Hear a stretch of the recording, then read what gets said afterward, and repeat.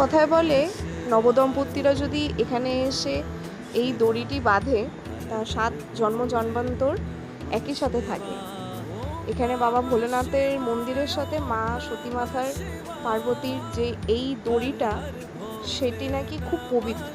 কিন্তু আমরা এবার যেহেতু শুধু বন্ধুরা মিলে গেছি, তো এবারে আর এই জিনিসটা করা হলো না। আমার বরের জন্মদিন উপলক্ষেই আমি এখানে পুজো দিতে এসেছি। আমার খুব আসার ইচ্ছা ছিল, তো এবারে ভাবলাম এটাই শুভ দিন।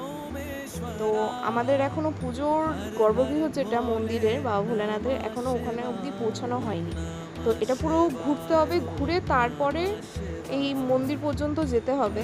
কিন্তু এতটা তো তোমাদের ভিডিওতে দেখানো সম্ভব না, অনেক বড় ভিডিও হয়ে যাবে। তাই এই লাইনটা ভিআইপি লাইন আর নর্মাল লাইন একসাথে হয়ে গিয়ে খুব ভিড় হয়ে বাজে অবস্থা হয়ে গেছিলো।